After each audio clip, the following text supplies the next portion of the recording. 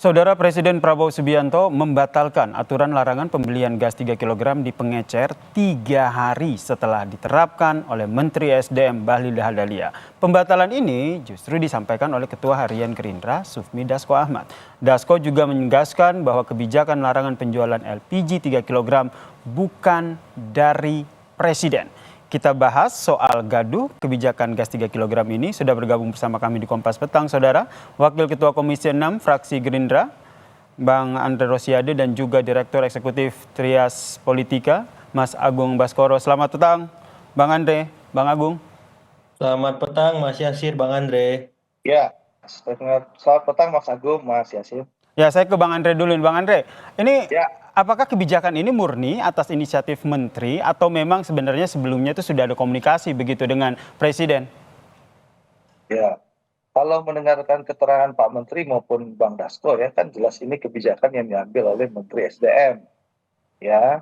Dan kebijakan sudah diambil, lalu ternyata ada kegaduhan, Presiden memperhatikan masukan rakyat lalu langsung dievaluasi. Kan itu yang terjadi. Berarti Tapi memang ini tanpa pengetahuan Presiden begitu?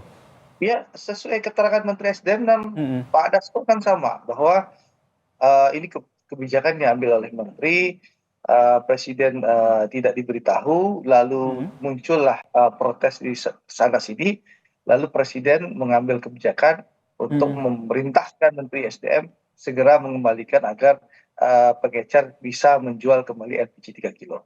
Berarti Bang Andre, berarti ini bisa dikatakan tidak ada komunikasi begitu, karena kalau sebuah kebijakan itu mau disampaikan kan butuh analisa, persiapan sebelumnya. Berarti sebelumnya tidak ada komunikasi begitu antara Presiden dan Menteri? Gini, Mas. Kalau kan tidak semua dilaporkan ke Presiden, itu yang pertama. Yang kedua, saya membaca surat menyurat antara Menteri SDM dan pihak Kementerian SDM dengan Pertamina itu kan sudah dimulai rencananya bahwa Pertamina sudah mencoba melakukan sosialisasi sesuai dengan permintaan Kementerian SDM. Bagaimana mengajak pengecer itu naik kelas menjadi pangkalan. Ternyata dari 330.000 ya pengecer itu yang mau naik pangkalan hanya 1.500 pengecer, di mana 300 sudah menjadi pangkalan, 1.200 on proses. Itu yang terjadi. Tapi pemerintah melalui Menteri SDM memutuskan 1 Februari harus pangkalan. Ternyata masyarakat kaget karena mungkin sosialisasinya belum maksimal, sehingga menyebabkan masyarakat kaget. Yang biasanya beli LPG 3 kilo 10 meter, 20 meter, atau 50 meter paling jauh dari rumah harus beli mencari 500 meter atau 1 kilometer dari rumah. Dan ternyata pun di pangkalan itu ngantrinya luar biasa. Bahkan sejak habis ngantri barangnya habis. Nah ini kan itu yang saya sampaikan kepada teman-teman Pertamina, karena saya di Komisi 6, mitra saya di Pertamina, saya sampaikan sudah jelas kebijakan seperti itu, seharusnya Anda melakukan extra dropping ke pangkalan-pangkalan. Kalau pengecer nggak boleh, otomatis orang datang ke pangkalan. Nah, pangkalan harus Anda lakukan extra dropping. Nah, itu yang saya protes waktu itu ke Pertamina. Berarti memang belum ada komunikasi begitu ya antara Presiden dan juga. Meskipun tujuannya baik, mungkin karena kurang sosialisasi, kan tujuan awalnya sebenarnya baik ya.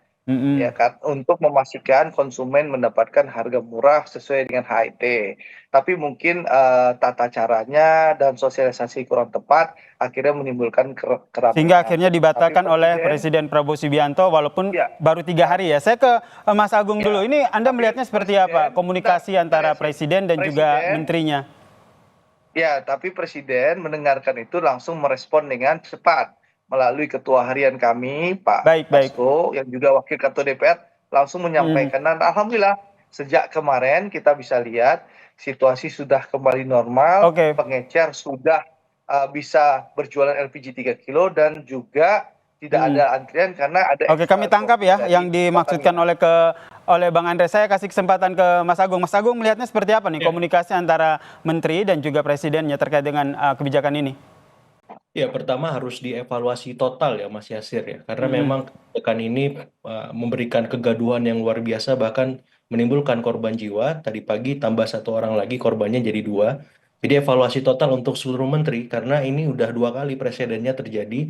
Pertama di PPN yang tidak jadi naik 12%, kemudian soal gas LPG 3 kilogram. Jadi Mm-mm. saya kira semua menteri harus di-retreat kembali nih ya supaya tidak offside, tidak melakukan blunder-blunder komunikasi publik yang eksesnya luar biasa. Karena kita tahu ini kan ya hajat hidup orang banyak ya. Jadi pertama itu karena saya tidak ingin juga Pak Prabowo menjadi damkar terus. Ya, ada kebakaran di sana, di sini dipadamkan. Ada kebakaran. Ini ya kita apresiasi Pak Prabowo, tapi manajemen seperti ini tidak boleh diteruskan lagi. Karena apa? Karena bisa membuat ya publik apa kacau, riuh terus kita nggak akan stabil kalau seperti ini pola kerja menteri-menterinya dalam berinteraksi, membuat kebijakan, mensosialisasikan dan seterusnya dan seterusnya. Jadi saya Mm-mm. kira yang pertama itu dan sedikit banyak bisa mengganggu citra legitimasi pemerintah dalam jangka waktu ya menengah ya. Kemarin kan udah positif tuh jangka pendek 100 hari. Nah, berikutnya harus harus lebih baik lagi. Saya berharap hal semacam ini yang pertama dan terakhir. Ya mau nggak mau yang kayak gini harus disemprit Oke, menteri-menteri. komunikasinya harus diperbaiki begitu ya. Kalau kita lihat ini, Harus diperbaiki, mm, perbaiki. Bang Andre Dan melihatnya seperti apa? Ini komunikasi harus diperbaiki antara menteri dan juga presidennya. Komunikasi baik-baik saja ya. Memang ini tidak dilaporkan, lalu Mm-mm. setelah presiden mengetahui, langsung presiden memanggil, menelpon Pak Bahlil memberikan instruksi. Jadi komunikasi baik-baik saja di kabinet. Cuma Hanya tidak memang ini dilaporkan di kebijakan awal begitu yang ya oleh Menteri Bahlil jadi ya. ini jadi Yasin, jangan Mm-mm. digiring opini dulu. Ini komunikasi Baik. baik-baik saja, hanya memang Pak Bahlil tidak melaporkan, lalu Mm-mm. mengambil kebijakan, lalu kebijakannya menimbulkan kegaduhan, presiden mendapatkan aspirasi dari masyarakat, tentu presiden mengambil kebijakan cepat. Ya, karena sekali lagi pemerintah Pak Prabowo ini Mm-mm. apapun kebijakannya tujuannya baik untuk rakyat. Sebenarnya awalnya kan tujuan Pak Bahlil ini baik, tapi memang kurang tepat, sosialisasinya kurang eh, maksimal, Mm-mm. lalu juga belum siap instrumennya, tapi sudah dilaksanakan. Tujuan baik dengan cara yang kurang tepat tentu menimbulkan kegaduhan. Nah, pemerintah Mm-mm. langsung, Pak Presiden langsung mengambil kebijakan setelah mengetahui itu, langsung memerintahkan kembalikan ke seperti awal. Mendengar suara rakyat sehingga Sambil akhirnya mengambil nanti sambil kebijakan itu ya, jalan, Mas nanti Andre ya. Mm-mm. pengecer-pengecer ini akan dibantu untuk menjadi apa namanya sub-sub pangkalan. Baik, Seperti saya itu. ke Mas Agung. Mas Agung, ini ya, kalau kita lihat komunikasinya baik kata Bang Andre. Tapi kalau kita lihat ini kan sebenarnya ada beberapa kebijakan yang seharusnya memang bisa diambil tanpa sepengetahuan presiden atau harus dikomunikasikan dulu. Menurut Anda pola komunikasi seperti apa yang harus dilakukan ataupun dijalin antara presiden dan juga menterinya sehingga hal ini tidak terjadi lagi? iya, saya kira kan ini bisa meniru sebenarnya apa yang dilakukan di pemerintahan Pak Prabowo lewat MBG ya, makan bergizi gratis.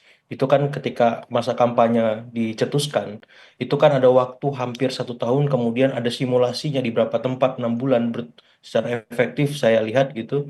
Nah, saya kira kebijakan-kebijakan yang luas macam ini tiru aja MBG, semua menteri. Itu yang paling sederhana. Kita nggak usah ngomong tentang success story Pak Yusuf Kala mengkonversi dari minyak tanah ke gas terlalu jauh kan. Tapi yang paling dekat MBG ini direplikasi ke semua menteri ketika membuat kebijakan yang menyangkut perut masyarakat, ya itu hajat hidup orang banyak, jangan main-main pokoknya. Hmm. Ya, karena kalau seperti ini terus bahaya kita.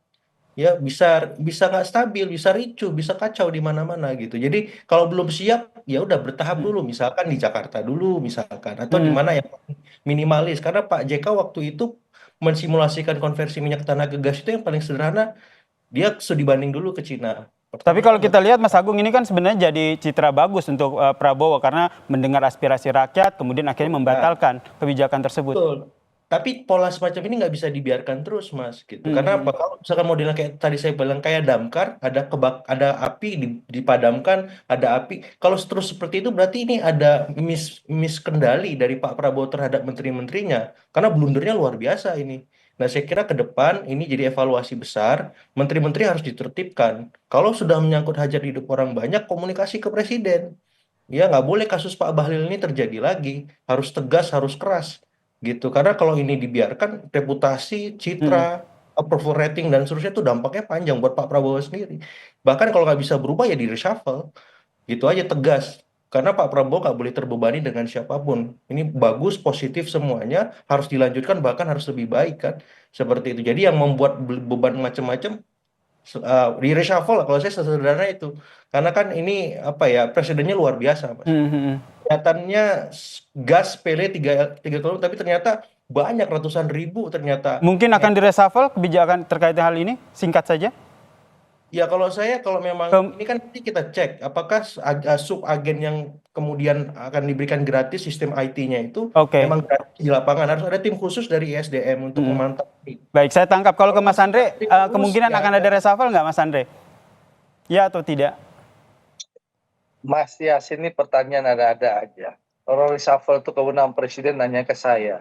Gitu. Kemungkinannya seperti apa? Kan kita membaca peluang. Jadi gini, Mas. Membaca dari apa yang disampaikan oleh Mas Agung ini, Mas Andre. Mas Yasin, ini Kompas kebiasaan memframing aja. Sedikit mau reshuffle, sedikit begini. Jadi gini, yang jelas begini, kebijakan pemerintah Prabowo akan selalu berpihak kepada masyarakat. Ya, betul. Kami tangkap. Pak Prabowo akan selalu mendengarkan aspirasi masyarakat. Dan itu sudah dibuktikan.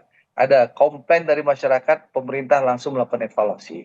Yang jelas ke depan tentu, ya kita akan berharap para menteri akan lebih berhati-hati, dan seperti tadi dimasukkan Mas Agung, bahwa hal-hal yang menyangkut kepentingan rakyat banyak, tentu wajib menteri mengkonsultasikan kepada presiden.